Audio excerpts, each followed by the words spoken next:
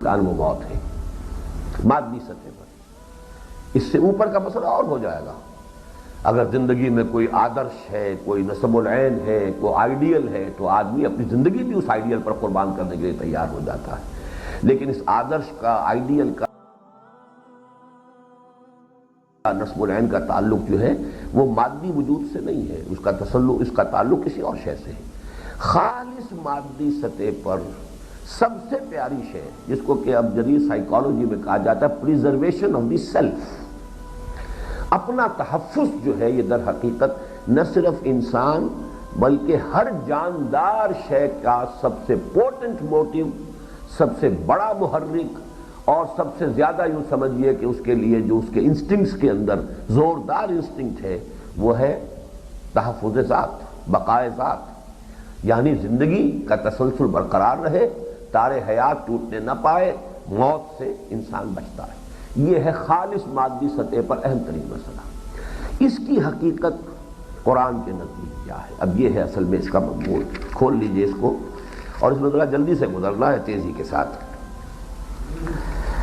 صفحہ 2 ہی پر اس کا جو بڑے ایک ریورس میں جو چیز شائع کی گئی ہے، یہ اس کا انٹروڈکشن ہے. یہ اصل مضمون کا حصہ نہیں ہے. یہ جب ہم اس کو کتابتے کی شکل میں شائع کرنے لگے تو اس کا یہ ایک صفحہ خالی نظر آیا، تو میں نے یہ ایک عبارت جو ہے اس کے مضمون کے انٹروڈکشن کے لیے لکھی. عہد حاضر میں انسان کے وجود کے جس داخلی تضاد کو اپنے مخصوص مزاحیہ انداز میں واضح کیا لسان العصر اکبر الہ آبادی نے. اکبر الہ آبادی اگرچہ مشہور تو ہے کہ صرف ایک مزاحیہ اور ظریفانہ کلام انہوں نے کہا ہے، بڑا عارفانہ کلام بھی ہے ان کا، اور اس اعتبار سے بڑے اونچے فلسفیانہ مسائل سے بھی انہوں نے اپنے کلام میں بحث کی ہے. ان کے یہ 2 اشعار جو ہیں یہ اس تضاد کو ہائی لائٹ کر دیں گے کہ انسان کی حقیقت کے بارے میں کس قدر 2 چیزیں پولز اپارٹ ہیں. کہا منصور نے خدا ہوں میں علی الحق، کہا منصور نے خدا ہوں میں. ڈارون بولا بوزنا ہوں میں. ڈارون نے یہ کہا کہ میں تو بندر ہوں، بندروں سے ارتقاء ہو کر بوزنا بندر. اب یہ 2 انتہائی نظریات ہیں انسان کے بارے میں. کہا منصور نے خدا ہوں میں، ڈارون بولا بوزنا ہوں میں.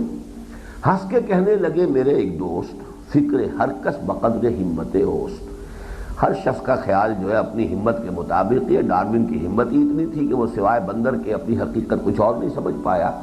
اور یہ کہ اس کا منصور کا ہمت کا معاملہ یہ تھا کہ اس نے الحق کا دعویٰ کیا. لسان الملت، علامہ اقبال کو اس کے کامل فہم میں کچھ وقت لگا. ابھی چونکہ میں سن رہا تھا کچھ سوال جواب ہو رہے تھے. دیکھیے جہاں تک اسلام کے سٹرکچر کا تعلق ہے اس کے بارے میں مجھے خود علامہ اقبال سے شدید اختلافات ہیں. جہاں تک ان کے لیکچرز کا تعلق ہے، یہ بحث آپ نے کچھ عرصہ ہوا ہمارے اخبارات میں بھی، اور جو ہمارے مشہور ادیب ہیں اشفاق احمد، ان کے حوالے سے بھی یہ بحث اٹھی ہے کہ اقبال 2 ہیں، ایک نہیں ہے. ایک اقبال اپنی شاعری میں نظر آتا ہے، ایک اقبال اپنے خطبات میں نظر آتا ہے، اور ان دونوں کے درمیان جو ہے بڑا فرق و تفاوت ہے.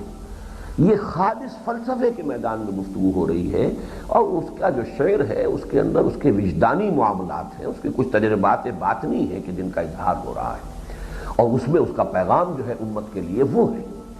خالص فلسفیانہ سطح پر جب گفتگو ہوگی تو واقعہ یہ ہے کہ یہ ہم پڑھیں گے اپنے مضمون میں عقل و نقل کی کشمکش میں کہ فلسفے کی لیمیٹیشنز ہیں، ان سے آگے فلسفہ جا ہی نہیں سکتا. لہذا ان لیمیٹیشنز پر آ کر اقبال کو بھی رکنا پڑتا ہے. لیکن یہ کہ جہاں تک خالص فلسفیانہ مابعد الطبیعاتی مسائل و حکمت کے مسائل کا تعلق ہے، اس میں بہت حد تک میں ان کے اقوال اور ان کے آراء سے 95% متفق ہوں. البتہ جہاں اسلام میں اجتہاد اور اس کا رول اور اس کا سکوپ، اس پر جو گفتگو ہوئی ہے وہ میں نے ہر موقع پر اس سے اپنا اختلاف واضح کیا ہے. اس میں یقیناً وہ جو ہے جو تجدد والا انداز ہے وہ ان میں موجود ہے، ان کے لیکچرز کے اندر، خطبات کے اندر.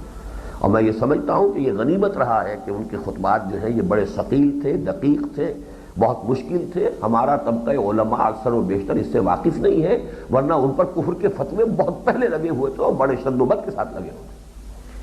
تو یہ جو خلیفہ عبدالحکیم کے بارے میں آپ کہتے ہیں، بلکہ میرے نزدیک تو خود غلام احمد پرویز کی بھی نسبت اقبال کی طرف ان خیالات کے اعتبار سے غلط نہیں ہے. وہ نسبت صحیح ہے اگر وہ اپنا انتصاب کرتا ہے، اس لیے کہ اس فکر کے جراثیم اقبال کے ہاں بھی موجود ہیں۔ اور یہ معاملہ وہی ہے اصل میں کہ جو تجدید جو ہو رہی ہے اب اس کے اندر درجہ بدرجہ لا ترکبن طبقا عن طبق، یہ بھی تو یعنی تدریجاً معاملہ ہونے والا ہے۔ تو اقبال کی شاعری کے اندر محسوس ہوتا ہے کہ وہ پوری کی پوری چھلانگ انہوں نے لگا لی ہے، لیکن اپنے خطبات کے اندر وہ بہت سے معاملات کے اندر ان کے اندر تجدد پسندی کا رنگ موجود ہے، یا کم سے کم وہ مواد موجود ہے جسے تجدد پسند لوگ ایکسپلائٹ کر سکتے ہیں، استعمال کر سکتے ہیں۔ یہاں پر میں بیان کر رہا ہوں کہ اقبال کے ہاں چونکہ یہ چیز تو بالکل متفق علیہ ہے کہ تدریج ہوئی ہے اس کے ہاں۔ ایک زمانے میں وہ خالص وطن پرست تھا، مٹی کی پتھر کی مورتوں میں سمجھا ہے تو خدا ہے، خاک وطن کا مجھ کو ہر ذرہ دیوتا ہے۔ اب وطن پرستی کی انتہا ہے، ہندی ہے ہم وطن ہے ہندوستاں ہمارا، اب یہ کیفیت تھی ان کی، ایک نغمہ وطنیت جو ہے وہ اس کا الاپ رہے ہیں، خاک وطن کا مجھ کو ہر ذرہ دیوتا ہے۔ لیکن یہ کہ پھر اس کے بعد ارتقا ہوا ہے ان کی سوچ میں، پھر وہ ترانہ ملی ہے، پھر یہاں تک ہے کہ اس وطنیت کے بارے میں کہتے ہیں کہ جو وہ مذہب کا کفن ہے، جو پیرہن اس کا ہے وہ مذہب کا کفن ہے، نہ زارہ دیرینہ زمانے کو دکھا دے، اے مصطفی خاک میں اس بت کو ملا دے۔ اور جب اقبال سے بعض اوقات یہ بات کہی گئی کہ آپ کا مثلا خاص معاملے میں قادیانیت کے معاملات میں پہلے وہ بہت نرم گوشہ رکھتے تھے، بلکہ یہ الفاظ بھی ان کے بڑے بھائی تو قادیانی تھے، بڑے پختہ قادیانی تھے، شیخ عطا محمد، ان کے خاندان میں قادیانیت کافی تھی، اس لیے کہ سیالکوٹ جو ہے یہ تو بہت ہی براہ راست زد میں تھا۔ غلام احمد قادیانی کا جو بھی فکر پھیلا یہی وجہ ہے کہ اس علاقے کے دیہات میں اب بھی جو ہے قادیانیت جو ہے بہت مضبوط گڑھ موجود ہے، پورے گاؤں جو ہے قادیانیوں کے۔ اس حوالے سے نوٹ کیجئے کہ اس کے خاندان میں بھی قادیانیت تھی، خود انہوں نے کہا تھا کہ اگر کسی کو صحیح اسلام کی تصویر دیکھنی ہو تو قادیان میں جا کے دیکھ لیں، یعنی وہ ایک مذہبی ماحول انہوں نے پیدا کیا تھا، ایک شخص امیر کی حیثیت سے تھا، ایک منظم ادارہ تھا، اور یہ کہ شاید اس وقت تک اس نے ابھی نبوت کا دعویٰ نہ کیا ہو، اقبال کی اس زمانے کی کچھ آبزرویشنز ہو، یہ وہ نبوت کا دعویٰ تو بالکل آخری ایام میں کیا اس نے اپنی زندگی کے۔ بہرحال اس کے بعد جب وہ شدید تنقید کے مضامین لکھے انہوں نے قادیانیت کے خلاف، تو کچھ لوگوں نے کہا کہ آپ پہلے یہ کہتے تھے اب یہ کہہ رہے ہیں، تو بڑا پیارا جملہ انہوں نے کہا، only stones do not change، تو تسلیم کر لیا کہ پتھر نہیں بدلتے، انسان کا ذہن تو بدلتا ہے، انسان کی رائے بدلتی ہے، انسان کی سوچ بدلتی ہے، اس میں ارتقاء کے مراحل آتے ہیں، تو اس حوالے سے میری رائے بدل گئی ہے، ٹھیک ہے، only stones do not change، میری رائے تو بدلے گی، انسان کی رائے بدلے گی۔ تو بہرحال اس میں دیکھیے ذرا ارتقاء کے حقیقت انسان کے بارے میں اقبال کن مراحل سے گزرا ہے۔ لسان الملت علامہ اقبال کو اس کے کامل فہم میں کچھ وقت لگا۔ ابتداءً تو انہیں انسان کا صرف خاکی وجود ہی نظر آیا، چنانچہ یہاں تک کہہ بیٹھے کہ عمل سے زندگی بنتی ہے جنت بھی جہنم بھی، یہ خاکی اپنی فطرت میں نہ نوری ہے نہ ناری ہے۔